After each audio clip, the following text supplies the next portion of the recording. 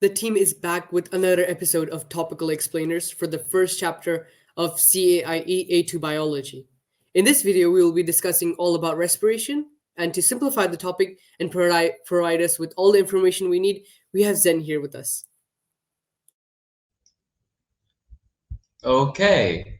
Hello, guys. So today I'll be talking about respiration, which is our first chapter of A2 biology. Wow. It's actually one of the easier chapters of A2 biology, I should say. It's a good kind of introduction to your A2 stuff. And so enough of that. Today I'll be talking a bit on the RQ of anaerobic conditions, ATP, and oxidative phosphorylation. So let's get on with it. Okay, so the need for energy and structure of ATP. This is actually your first syllabus point if you take a look at your CIE syllabus point structure. So what is the need for energy? Well, you have active transport, which also includes exocytosis and endocytosis. You have your muscle contraction, your anabolic reactions, such as DNA replication, protein synthesis, what are anabolic reactions actually? Well, it's just, to simplify, it's just making a larger molecule from a smaller molecule, which is why it includes DNA replication and protein synthesis. And the need for energy also includes maintaining body temperature. And so we have outlined the need for energy. Let's take a look at the structure of ATP, which is our main source of currency of energy in living organisms. So as you can see here, you have your phosphate groups, your ribose sugar, and your adenine. And so how does ATP work? To release energy is basically via hydrolysis. As you take a look here, this entire structure as of at the moment is ATP with 3 phosphate groups, 1, 2, 3, which is why it's called ATP, adenine triphosphate. So when it undergoes hydrolysis, which is, as you learn in chemistry, is an exothermic reaction. ATP, when undergoing hydrolysis would a phosphate ion would break off, and ADP would be formed. In the process, energy will be released. As you can see here, it says 30.5 kJ per mole. You don't really need to know this exact value, nor these two other ones, but you just need to know that this is the general structure of ATP, and it undergoes hydrolysis to release energy. So let's move on. That's quite a short introduction for the need of energy and the structure of ATP. So I've said, as aforementioned, I've said that ATP is our type of currency that we use, in energy currency that we use as living organisms. So why is it being used? Why is it a universal energy currency? Well, let's take a look at a few points here. The hydrolysis of a molecule of ATP can be done quickly and easily in whichever part of the cell energy is required. This is good as it said, it's quick and easy, so energy can be readily available, and in whichever part of the cell, so it's wherever you can find it, it is there. And the hydrolysis of one molecule of ATP releases a useful quantity of energy, enough to fuel an energy requiring process in a cell, but not so much that it will be wasted. This is essentially the explanation of why, one of the reasons why ATP is useful, acting as the energy currency.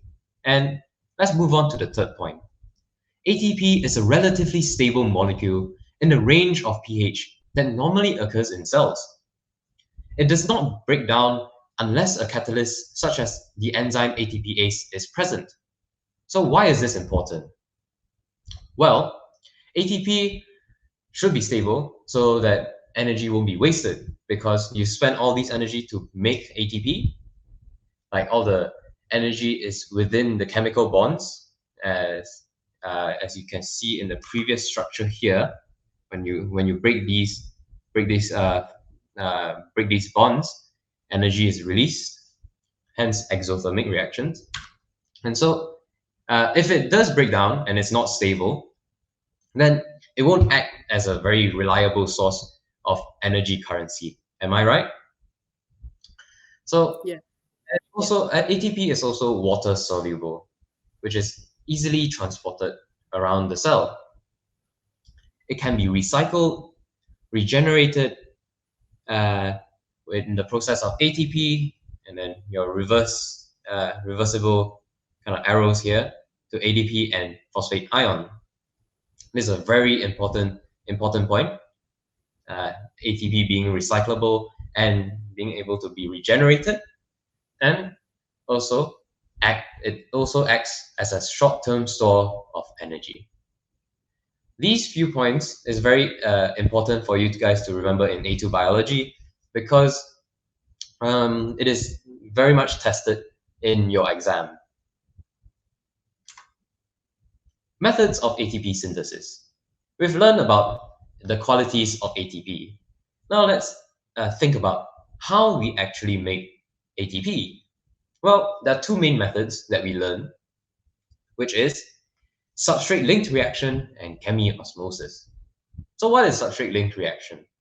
This is kind of a complex kind of ideology for you guys to understand, but it's basically the transfer of phosphate from a substrate molecule directly to ADP to produce ATP, using energy provided directly by another chemical reaction, of which I'll show you guys later on. And chemiosmosis, the synthesis of ATP using energy released by the movement of hydrogen ions down their concentration gradient across a membrane in a mitochondrion or chloroplast. This chemiosmosis is your main source of where you get your ATP from in aerobic respiration. So speaking of aerobic respiration, let's take a look at it. Locations of stages in aerobic respiration. Well, as you can see, this is a diagram here, and this huge circle here represents your mitochondria. And as you can take a look at here, this is glycolysis, the first stage of aerobic respiration, which you guys will learn later on. All these four processes you guys will learn later on. And yeah, so glycolysis is in the cytoplasm, right? What is outside mitochondria? Well, your cytoplasm. And as you can see here, you have your link reaction, Krebs cycle, oxidative phosphorylation, which are the three other stages in aerobic respiration, and they occur in the mitochondria. Okay, so you guys know generally how where the locations of each stage of aerobic respiration is now. Pause the video if you want to look at the diagram, by the way, to better understand and read these texts. So let's start off with the first stage of respiration, glycolysis. So what is glycolysis? Well, if you look at the name here, it's actually glycolysis. So as you know, in biology, lysis means splitting, right? Breaking it. The splitting lysis of glucose, which is glyco, the first stage of aerobic respiration. So if we take a look at the diagram here, it might look very complex, but trust me, it's not that complex. It's actually quite a clear explanation of what is actually going on here. So glucose, we'll take this as an example. Excuse me. We'll take this as an example. So phosphorylation using 2 ATP of glucose, 6 carbon, to fructose 1,6 biphosphate, which is also 6 carbon. So you can take a look here. Glucose, your substrate molecule, your source of energy. So ATP is added to the glucose, making fructose phosphate. This process is actually phosphorylation. And this fructose phosphate is phosphorylated again by another ATP to form fructose 1,6 biphosphate. Now you might be thinking, why are we using ATP to generate ATP? Well, it's quite interesting. This ATP used is actually much less than the ATP that will be generated later on. So now we have fructose 1,6 biphosphate. Fructose 1,6 biphosphate splits into triose phosphate. See? You can see here 2 molecules of triose phosphate from fructose 1,6 biphosphate. Oh. So this triose phosphate is oxidized and dephosphorylated. You can see here 2 ATP leaves the triose phosphate and 2H leaves the triose phosphate as well, which generates intermediates. The 2 hydrogen atoms are accepted by NAD. What is NAD? Well, stay tuned to find out what it is. Well, you end up with intermediates, your intermediates. There's actually quite a lot more stuff in here, but you don't really need to know in A2 biology. And these intermediates are also dephosphorylated, generating 2 more ATP. So the net ATP that is generated from this entire process is 2 ATP. Because why? 2 ATP was used here, right? And 4 ATP was generated from your 2 molecules of your triose phosphate. So net amount is 2 ATP. And this generates your pyruvate, which is the end product of glycolysis. Let's move on. Now we have pyruvate, right? What is the next step? Well, it is the link reaction. So when oxygen is available, pyruvate enters the mitochondria to take part in link reaction. This is a very important point that we'll take a look at later on. So here's a simple diagram. It may look slightly confusing, but trust me, it's not that confusing. So you have your decarboxylation of pyruvate, which is your removal of CO2. And you have your dehydrogenation of pyruvate. See, NAD again. Now you're trying to pick up a pattern of what NAD actually does, right? Dehydrogenation. What is dehydrogenation? Well, basically, it removes the hydrogen from the molecule.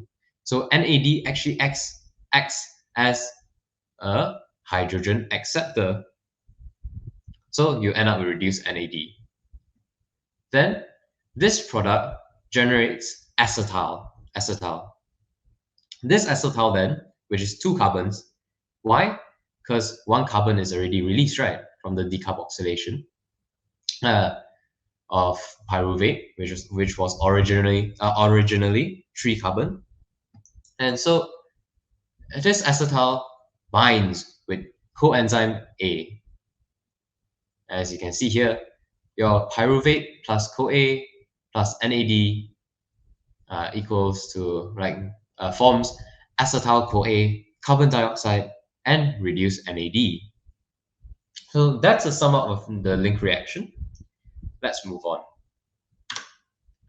The Krebs cycle. Oh, you guys probably heard about this Krebs cycle thing looking so confusing and wow. But yeah, we'll take a look at a simple diagram of Krebs cycle, so yeah, as you can see, your link reaction was here, generating your acetyl-CoA. So what do we do with this acetyl-CoA? Well, it's very simple, really. In the Krebs cycle, the material, the substrate that you begin with is oxaloacetate, which is 4 carbon. So this oxaloacetate accepts acetal from the acetyl-CoA. 4 plus 2 equals 6, which forms your citrate. What is citrate? Well, it's actually citric acid, which is why sometimes we call the Krebs cycle as citric acid cycle. And yeah, your citrate is decarboxylated, you see? It's decarboxylated and dehydrogenated by NAD again, forming a 5 carbon intermediate. Then it is decarboxylated again, forming CO2, and it is also dehydrogenated again, forming a 4 carbon molecule. And you can see here, ATP is generated. See, ADP goes here and dephosphorylates the intermediate, forming ATP. This is an example of substrate-linked reaction, right? Because it uses the energy from another process to generate ATP, rather than which is directly adds the phosphate ion to the ADP molecule. And this then the 4 carbon intermediate is further oxidized by FAD, which acts as a similar kind of component as NAD, which is that it is a hydrogen acceptor, and yeah, it forms reduced FAD, hydrogen carrier, I should say.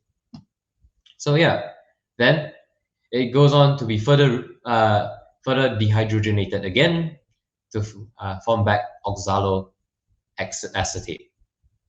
See, you can see that this Krebs cycle is a cycle that goes on and on and on. And so yeah, each cycle per pyruvate, I should say, 2 carbon dioxide molecules are produced, 1 FAD and 3 NAD molecules are reduced, and 1 ATP is generated via, as I said, what is it? Substrate-linked reaction. Let's move on. So we talk a lot about these NAD and FAD, right? So let's take a look into it. What is the role of NAD and FAD? Well, they are hydrogen carriers. They accept hydrogen and they carry them. In glycolysis, NAD becomes reduced so that triose phosphate becomes oxidized/dehydrogenated. In the link reaction, NAD becomes reduced so that pyruvate becomes oxidized/dehydrogenated. So as you can see here, these two words, oxidized and dehydrogenated, means that NAD oxidizes the substrates in such as triose phosphate and pyruvate. And in the Krebs cycle, both NAD and FAD become reduced to regenerate oxaloacetate. And yeah, essentially it's the same as these two, the point. And it also delivers hydrogen ions/electrons. Well, it's actually hydrogen ions and electrons to the inner mitochondrial membrane for oxidative phosphorylation/chemiosmosis. Oh, this is a new thing, you say. Well, which is why its name is it is called a hydrogen carrier. NAD and FAD are called hydrogen carriers because they deliver hydrogen atoms to the inner mitochondrial membrane, or for oxidative phosphorylation, which we'll take a look at now. Oxidative phosphorylation, the last step of aerobic respiration that we need to learn of. Now, this is very important, so let's take a look. Definition: the synthesis of ATP from ADP and phosphate ion, PI, using energy from oxidative reactions in aerobic respiration. So, yeah, reduced NAD and reduced FAD, which originate from your glycolysis and your Krebs cycle, they become oxidized and dehydrogenated. So now it's actually the NAD and reduced NAD and reduced FAD that are oxidized at the inner membrane of the mitochondria. Your H atoms split into H plus and electrons. So, and your electrons are accepted by the first electron acceptor. Now, you might find it difficult to imagine what this is actually like. So let's take a look at the slide, the next slide, which is here. As you can see, your reduced NAD and your reduced FAD are oxidized, which releases your hydrogen atom. And the hydrogen atom, as I said before, splits into your H plus, your proton, and your electron.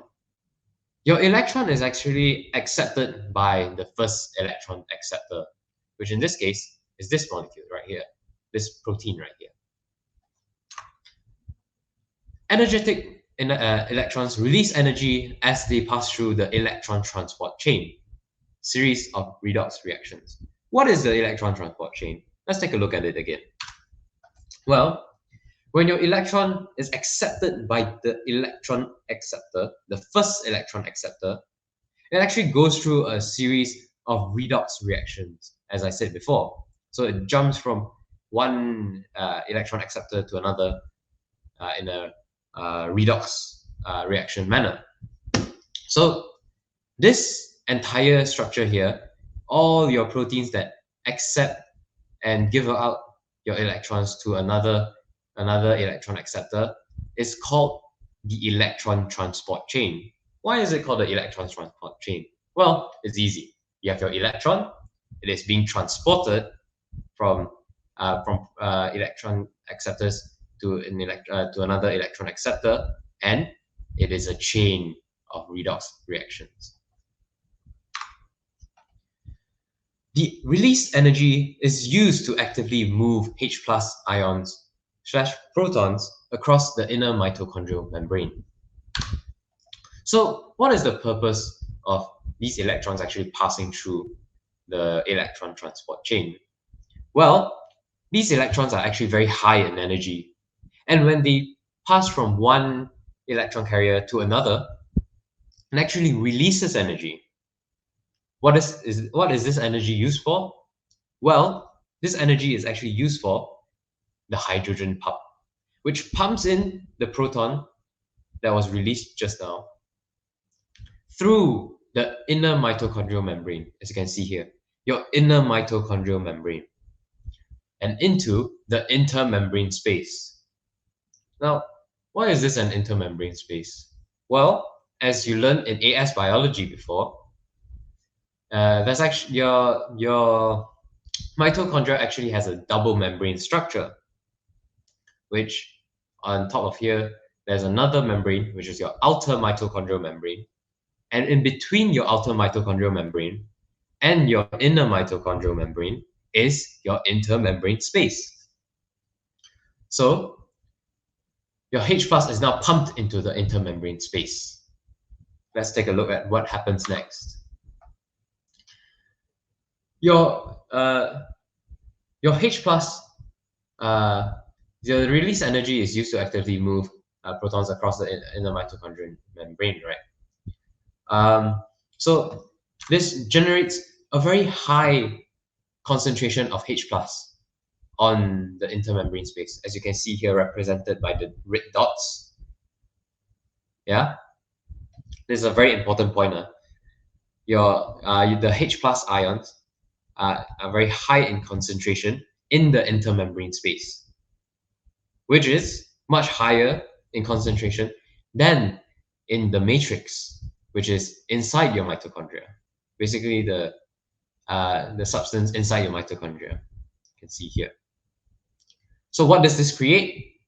Well, when you have a high concentration and a low concentration of something through a membrane, what is it? It's a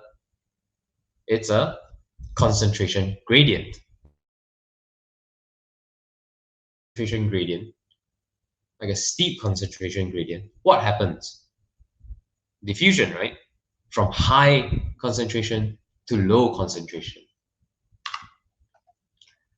So yeah, H plus returns to the mitochondrial matrix by facilitated diffusion through ATP synthase. What is ATP synthase? Well, this big structure here that looks like a kind of like, I don't know, a flask or something. Oh, a flask or something in chemistry. Yeah, that is your ATP synthase. It actually spins like it has a very complex mechanism in which like it spins clockwise or something like that.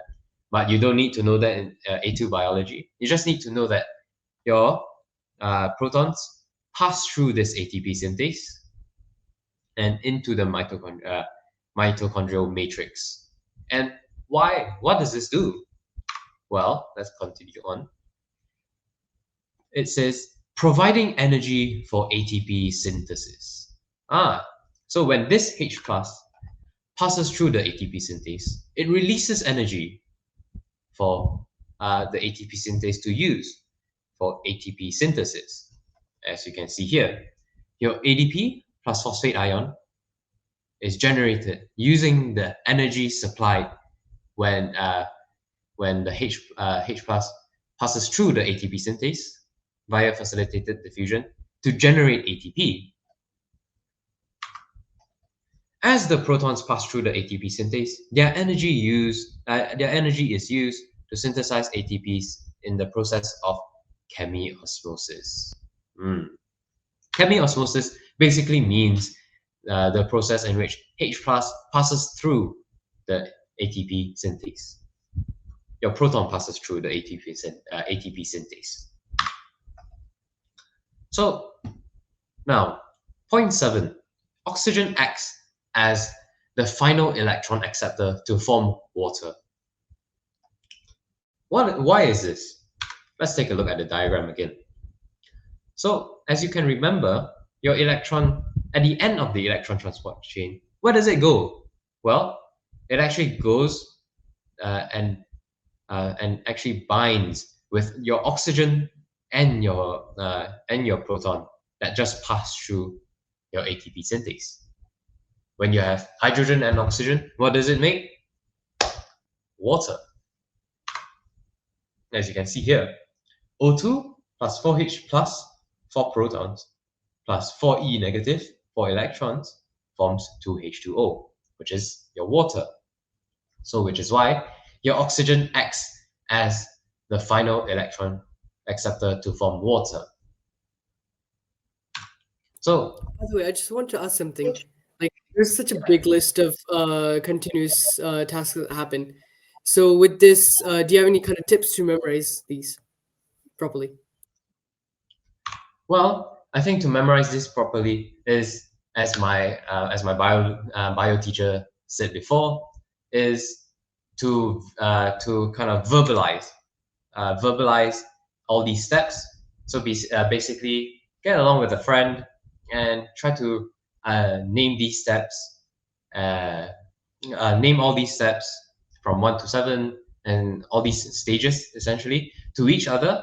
Basically, test each other so that you can better memorize.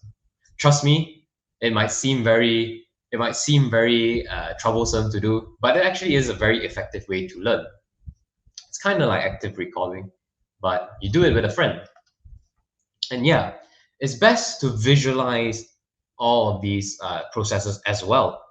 As I mentioned before, all your dots representing as your protons passing through your ATP synthase.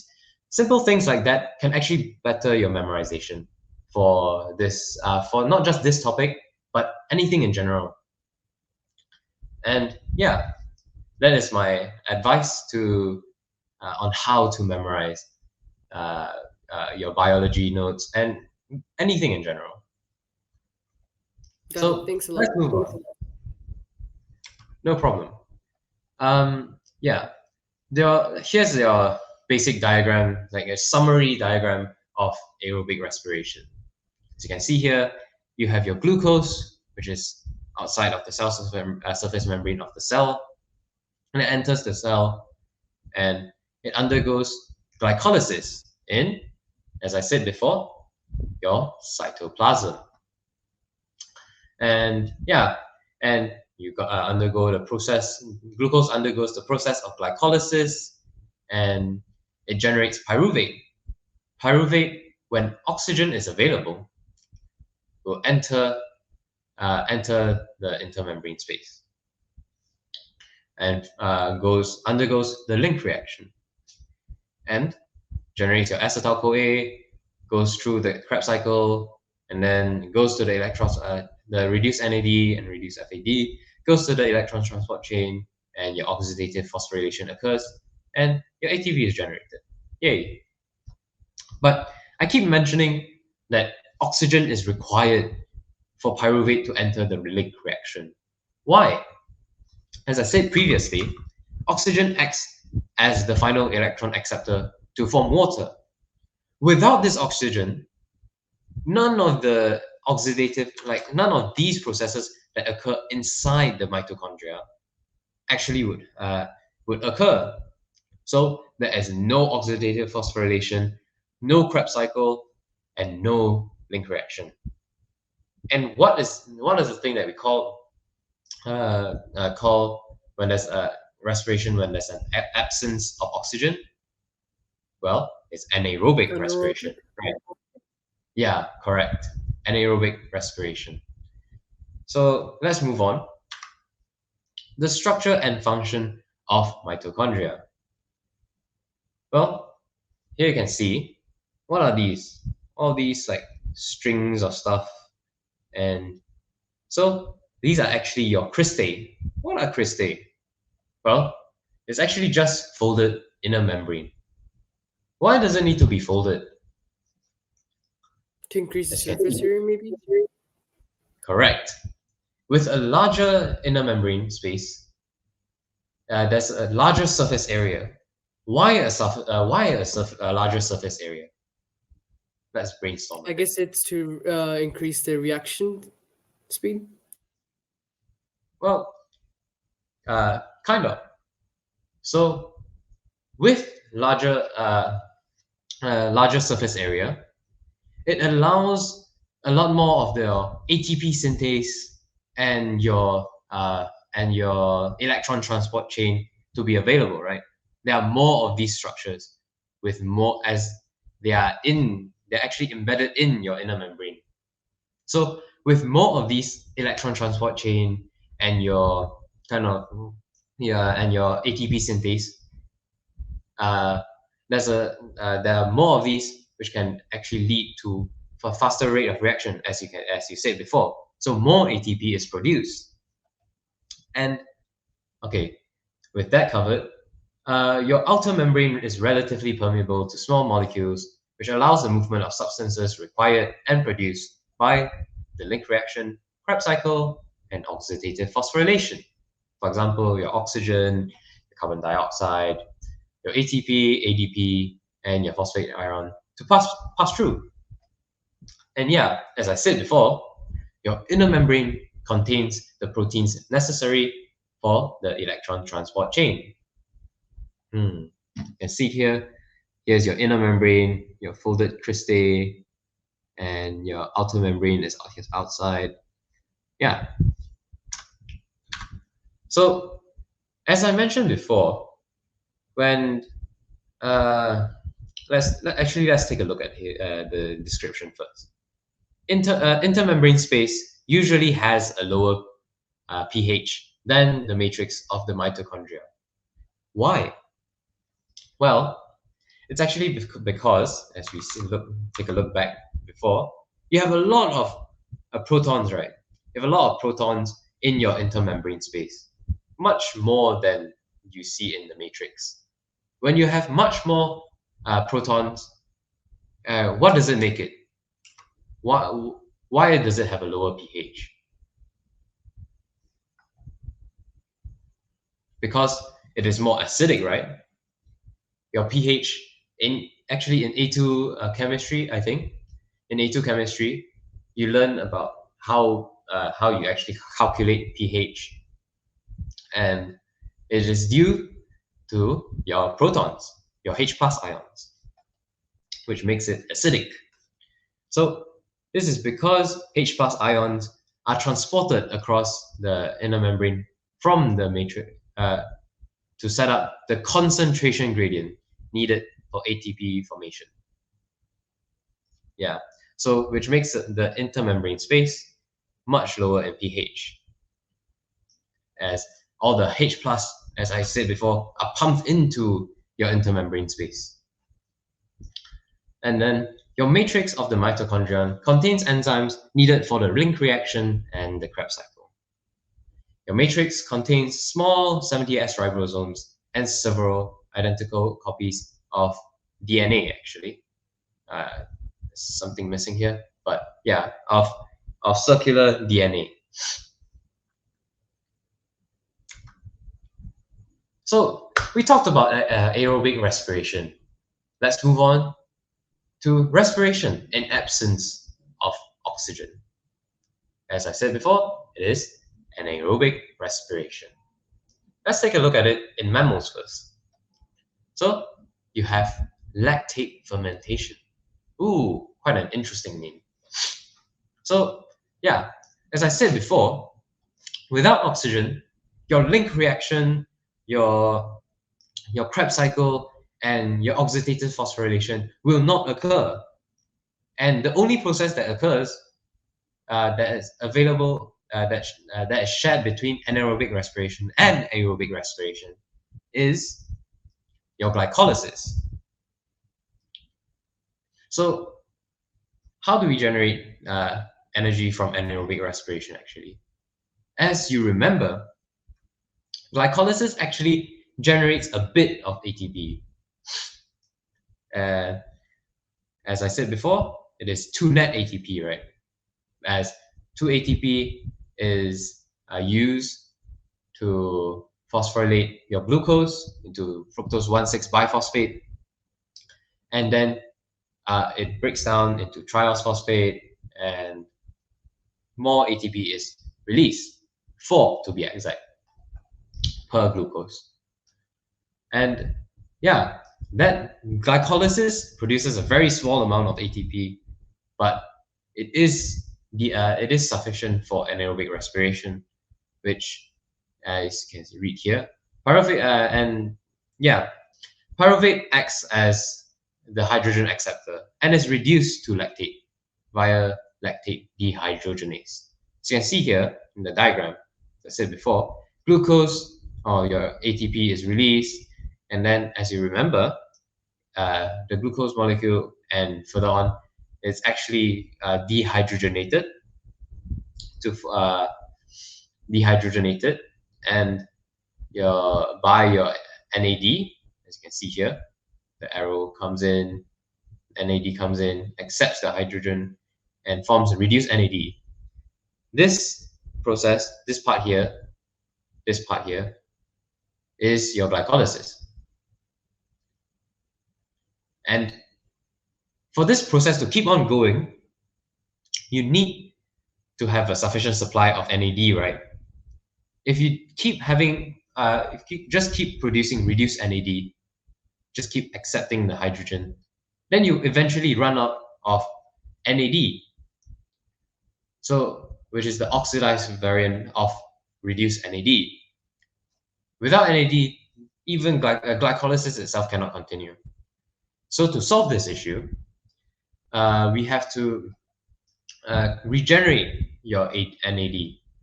So how? Well, as I said here in point 2, pyruvate acts as the hydrogen acceptor in this situation of your reduced NAD and is reduced to lactate via lactate dehydrogenase. This is the enzyme that helps with the reaction, and yeah, it produces lactate. And when it oxidizes the reduced NAD is formed again. So your NAD is regenerated, and the process continues. Glycolysis continues. And yeah, one thing about lactate is that it can be oxidized. So when lactate is oxidized, it can convert back to pyruvate, which can then be fed to the Krebs cycle and generate ATP. And you see here, this process, when lactate is oxidized, is actually what we've learned in IGCSE, paying back the oxygen debt, or excess post-exercise oxygen consumption. I remember this also being the case. Like when I was actually studying my GCSEs too, they always talked about paying back the oxygen debt, and I never really understood the concept of that. But now this makes it much more clear. Yeah, this is basically the story behind why you have to pay back the oxygen debt. And your lactate can be converted to glycogen and stored. Glycogen is actually a kind of a macromolecule, as we say it, and it acts as a storage of energy. It's a very big molecule, and yeah, and the purpose of it returns, as I said, it returns reduced NAD to its oxidized state to allow glycolysis to continue running. So this procedure can continue to run. And yeah, this process is very important to remember, and that's a sum up of anaerobic respiration in mammals. So we've talked about anaerobic respiration in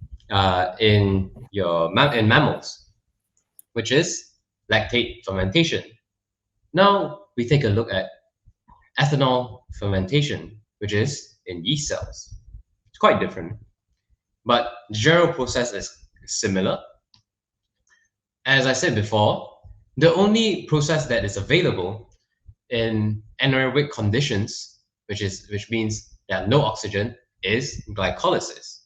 So it basically uses the same concept of actually generating your ATP through glycolysis only. So what is different about ethanol fermentation compared to lactate fermentation is that your pyruvate actually is decarboxylated into ethanol. Ethanol. Not ethanol, yeah? It's ethanol. So this ethanol actually acts as your hydrogen acceptor of your reduced NAD. Yeah, as you have to keep regenerating your oxidized state of NAD. So ethanol accepts your hydrogen from your reduced NAD to form ethanol. So the hydrogen, so pyruvate is decarboxylated to ethanol, as I said. The hydrogen from reduced NAD is passed to ethanol CH3CHO. The CO here is actually a double bond. You learn it in your chemistry. And to produce ethanol, which is C2H5OH. So the bond between C and carbon and oxygen becomes a singular bond, as another hydrogen is attached to it, and another hydrogen is attached to your oxygen.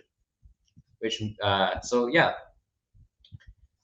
what's different of ethanol compared to lactate is that it is a waste product and it cannot be further metabolized. As I said before, lactate can actually be oxidized again to be reused as pyruvate and to enter the remaining aerobic respiration stages, which include the link reaction, your Krebs cycle, and your oxidative phosphorylation. But in this case, ethanol cannot. It is a waste product. But the general purpose is the same. This entire process is the same as lactate fermentation, in the sense that it returns reduced NAD to its oxidized state to allow glycolysis to continue running, as you can see here. So let's move on. Energy yield. We have talked about both aerobic respiration and anaerobic respiration, right? So what's the difference? Well, let's take a look. In terms of energy yield, why is the energy yield from aerobic respiration much greater than in anaerobic respiration? Well, if you take a look at aerobic respiration, stages that take place inside the mitochondria produce much more ATP than glycolysis alone. As I said before, the processes involving chemiosmosis produces the most ATP. Chemiosmosis generates the most ATP. This is around like 36 ATP. If you look at the past year question in A2 one of the past papers actually asked requests for you to kind of calculate the amount of ATP, but the amount of ATP generated. But the question includes things like, oh, ATP is actually lost, and in actuality, it actually doesn't generate as much ATP as it should. And yeah, you should take a look into that. It's quite an interesting question. So anyway, to digress, in anaerobic respiration, so let's take a look at the difference between aerobic respiration and anaerobic respiration. So in anaerobic respiration, glucose is only partially oxidized, meaning only some of its chemical potential energy are transferred into ATP. So, and there's no oxygen to act as the final electron acceptor, and none of the reactions within the mitochondria can take place. So none of these chemiosmosis that generate the most ATP can occur because there's no oxygen to accept the final electron, that can accept the electron. So the only ATP producing reaction, therefore, is glycolysis, which in this process, as I said, produces 2 ATP.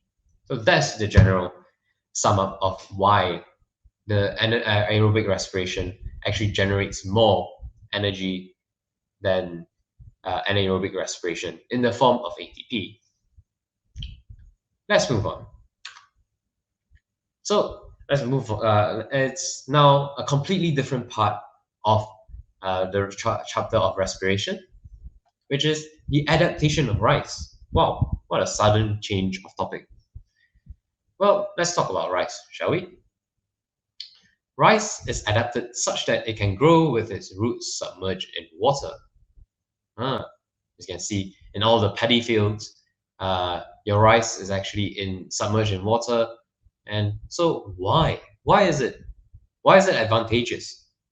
Well, as you know, weeds cannot tolerate growing in water, as there's a lack of competition for light and mineral salts,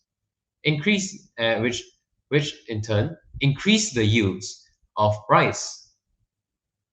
Yeah, as weeds will die with the competition for light and mineral salts, as it cannot grow in water. It's submerged. Roots do not get enough oxygen for aerobic respiration. This is one of the reasons why weeds cannot tolerate growing in water.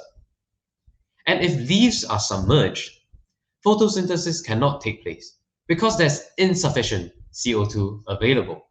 It's a very important point here. gases diffuse much more slowly in water than they do in air. The concentration of dissolved oxygen and dissolved CO2 in water are also much less than air. So, and also another point, in rice paddies, the rich mud contains large population of microorganisms, many of which are aerobic and thus take oxygen from the water.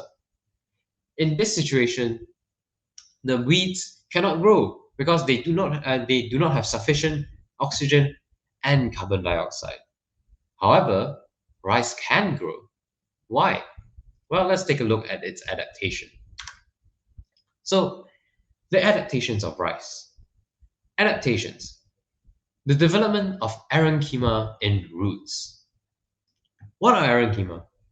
Well, essentially, it's just a very complex name of saying that it's actually just air spaces in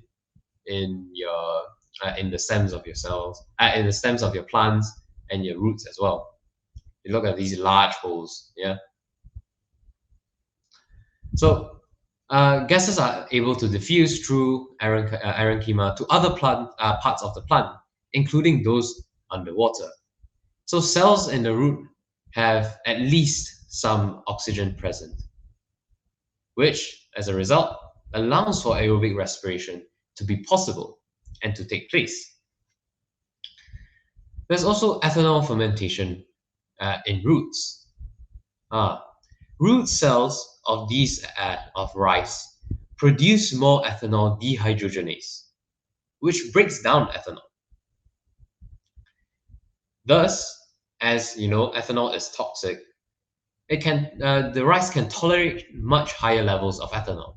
So plants can grow actively even when oxygen is scarce, using ATP produced by ethanol fermentation, which is anaerobic respiration in plants. So these are more adaptations.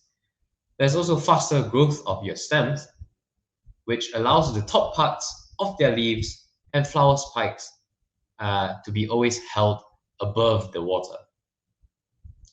So when they are held above the water, as I said before, they can get access to oxygen and carbon dioxide for respiration and photosynthesis.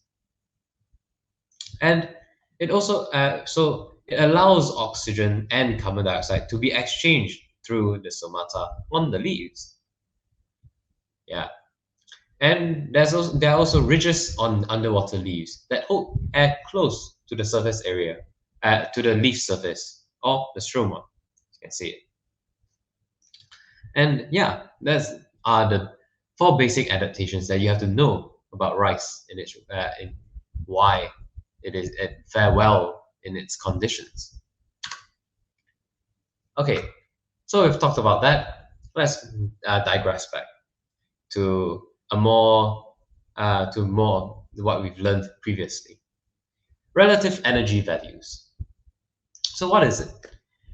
Well, what we're describing here is the energy values of carbohydrates, lipids, and proteins as respiratory substrates. So this is what all the substrates that you can use for basically respiration. So when lipids are respired, so let's take a look at how lipids actually are used in respiration. A simple explanation. When lipids are respired, pairs of carbon atoms are removed and fed directly into the Krebs cycle. As you can see, it says pairs of carbon atoms, right? Which means 2 carbon atoms. What do we see? There was 2 carbon atoms at the Krebs cycle there. Well, it's your acetal, right? Acetyl-CoA. So yeah, basically these 2 carbon atoms, these pairs of carbon atoms from lipids, basically bond to your oxaloacetate, forming, as you know, your citrate. And let's take a look at proteins or amino acids. When amino acids are respired, they are first converted to pyruvate or acetyl coenzyme A, then moves in the Krebs cycle, which is more similar to glucose, which is a carbohydrate that we've learned. So these are the energy densities that you can see. Your carbohydrate, 15.8 kilojoules per gram. Your lipids, 39.4 kilojoules per gram. Protein, 17.0 kilojoules per gram. Ooh, you can see here. Lipid actually has a much higher energy density compared to the other two. So more for less amount of lipid mass of lipid, you can actually generate the same amount compared to carbohydrate and protein of energy. So why? So why do lipids have much greater energy density? Well, they have relatively more CH bonds, carbon-hydrogen bonds, which means there are greater proportions of hydrogen atoms. What did we learn before? Why is hydrogen so important? Well, as you know, our chemiosmosis requires a steep concentration gradient of protons, right? And where do we get the protons from? Hydrogen, right? So yeah, with more hydrogen, more reduced NAD are produced, which results in more hydrogen atoms to build up the proton gradient, which results in more oxidative phosphorylation / chemiosmosis, where most energy is released from aerobic respiration, as it comes from most energy released from aerobic respiration comes from oxidative phosphorylation. ATP is generated. And yeah, in most cells, glucose, this is a small point to kind of remember, but it's not that important, I should say. In most cells, glucose is the first substrate to be used. Lipids are only respired when the immediate supply of glucose has been used up, and amino acids are used as the last resort. So let's move on to something more simple, a simple concept, which is kind of acts as like closure to the topic and kind of a break from all the complex stuff that we learned previously in the chapter. And yeah, respiratory quotient, RQ for short. So what is RQ? It's actually very simple. It's a very simple equation. It's basically the ratio of the number of molecules of CO2 or the volume of CO2 evolved to the number of O2 taken in. See, your volume of O2 consumed as a result of respiration. So you can just see RQ is actually just carbon dioxide divided by oxygen. And you can see in aerobic respiration, you have your carbon dioxide produced, right? And your oxygen consumed. And you can see the values here. Carbohydrate 1.0, lipids 0.7, and your proteins 0.9. So let's take a look at a few calculations on how we use RQ. Really don't try to complicate this. It's legit just RQ is literally just CO2 divided by O2. So the amount of CO2 divided by amount of O2. Yeah. Your calculations. Let's take glucose for example. Your basic, the very basic substrate that we use for respiration that we learned. So you have your volume of carbon dioxide given up per unit time and your volume of oxygen taken in per unit time. From the equation, as you remember, what is the general equation of respiration of glucose? Well, you have your C6H12O6 plus 6O2 generates 6CO2 and 6H2O, right? So you have 6 carbon dioxides are produced and 6 oxygen are produced. And with that, you can plug it into the equation. RQ equals to carbon dioxide divided by oxygen, which is 6 divided by 6. So what is the answer? We get 1 here. Yep, it is just 1. As you can see here, carbohydrate, the respiratory quotient is 1. And yeah, so that's quite a simple concept, right? Let's take a look at a different substrate. Your fatty acids. What is it? Well, it's your lipids, basically. So you should try to work this out without, I mean, the answer is already displayed, but try to work this out with, you have 18 carbon dioxides produced and 25.5 oxygen absorbed. So what's the answer? It's basically 18 upon 25.5, which is 0.7 approximately. Correct. And yeah, that's a simple explanation to how the RQ calculation works. But let me take you into something a bit more strange. RQ in anaerobic conditions. So yeah, let's take a look at alcohol fermentations first. You use C6H12O6 to produce your ethanol and your carbon dioxide, right? Carbon dioxide is released. What do you notice that is not present here? The oxygen, O2. Yes, there is no oxygen. So what happens when there is no oxygen?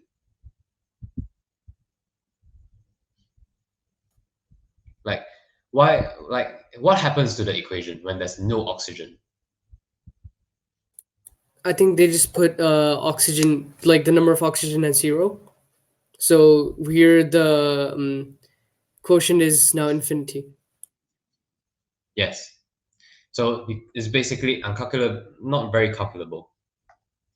But something even more strange is lactate fermentations, which, as you see, both the carbon dioxide and the oxygen are not present. So it's basically, you can't calculate RQ with lactate fermentation. It's just nothing. It's legit just nothing. There's no CO2 and O2. And yeah, that's basically it for respiration as a chapter. So let's move on to some questions. The questions that are going to come out are more type of lengthy questions. So I do recommend you to, when you look at the questions, pause the video and try to work the questions out for yourself. And we will take a look at the mark scheme later on. So yeah, here's the first question.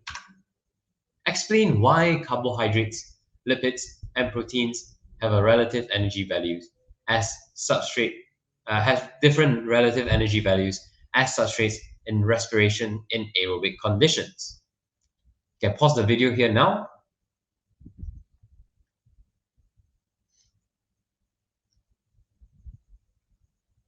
And yeah, we can continue.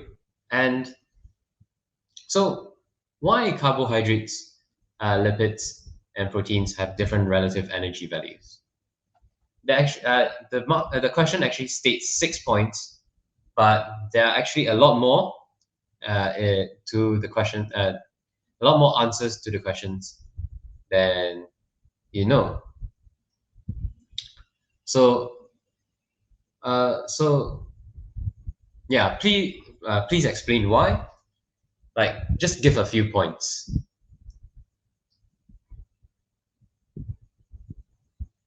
Should I try to come up with a few points by myself? I think you can just look at the. I think we cut this bit out, and then like cut the pause bit out, and then you just look at the mark scheme. Just say like 2 points or something like that. They're like that it seems familiar to you lah, from what I said Oh, before. yeah, I already have the mark scheme with me. Yeah, just take a look at some familiar ones, and then just say it. Like especially the number of hydrogen bonds is different, and lipids have more. These 2 points Yeah, I wanted to mention. yeah, just say that. Okay, I'm gonna mention it now in a second. Then. Okay, so like one thing I've actually noticed straight away is that we can mention that different substrates have different number of hydrogen bonds, and additionally, we could also mention that lipids have relatively more hydrogen bonds compared to the others. So that would give us 1 or 2 marks easily, straight away. Yeah. So let's take a look at the full mark scheme. So different substrates have different numbers of hydrogens, as you mentioned before, correct? So that gives you 1 mark. And lipids have relatively more hydrogens, so that's CH bonds, than carbohydrates or proteins. Another point. Wow. And these hydrogens are located in your fatty acid tails of lipids. That's a good point. And the breakdown / oxidation of substrate provides hydrogen atoms. Yeah, of course. And for reduction, there's a reduction of NAD and FAD. So when you oxidize the substrate, it provides hydrogen, right? And as I said, the hydrogen is accepted by NAD and FAD. So it's reduced for reduction of NAD and FAD. This reduced NAD and FAD provides and releases hydrogen to the electron transport chain. And your hydrogen dissociates or splits into protons and electrons. And you can refer to the energy of the electrons used to set up the proton gradient. And chemiosmosis occurs, so more ATP is generated per unit mass of lipid. So now that you have taken a look at one of the questions in A2 biology, it's very worth it to note that when they ask you these type of questions, it's very important for you to go in depth into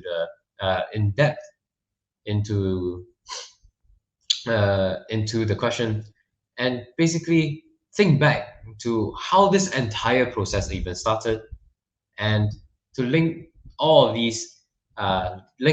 the answers together so that you can form a full and concise answer that will gain you a lot of marks. See, in this question, there are 6 marks that you can score, but there's actually 10 marks that you can 10 points that you can say. And they will also sometimes say there's any valid point, which gives you more marks, but only 1 more. Let's take a look at the second question. Compare respiration in anaerobic conditions in mammalian tissue and in yeast cells. So you can pause the video here.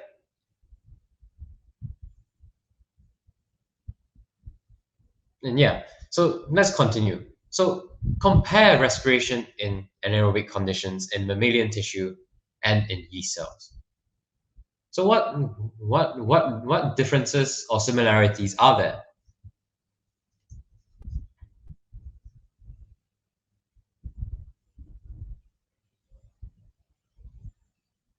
I think I could actually come up with one similarity, which is definitely that both of them actually make 2 ATP.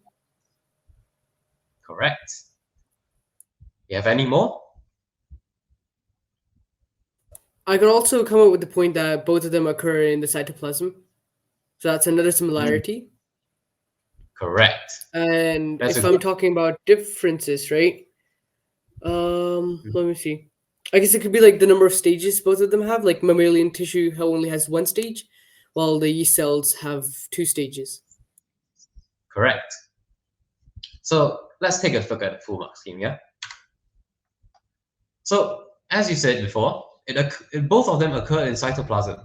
So anaerobic conditions, as you remember, only involve glycolysis, which it occurs in the cytoplasm. So this is your second point here. It only involves glycolysis. And also as well, how much ATP does glycolysis actually generate? Well, it makes 2 net ATP. Net word is actually important here because why? Because you actually use, as I keep repeating, you use 2 ATP to phosphorylate your glucose, and then 4 ATP is generated. So 4 minus 2 equals 2. And as I mentioned before, your ATP, respiration in anaerobic conditions is used to regenerate NAD. The process of lactate fermentation and ethanol fermentations both require to regenerate NAD. And for differences, you can take a look at the table here. So for mammalian tissue, you have the hydrogen acceptor is your pyruvate, and in yeast cells is ethanol. And for mammalian tissue, your end product is lactate, where your yeast cells is ethanol. And in mammalian tissue, there are no carbon dioxide produced. And whereas in yeast cells, there are carbon dioxide produced. And for the enzyme, mammalian tissues use lactate dehydrogenase, and in yeast cells, you use ethanol dehydrogenase.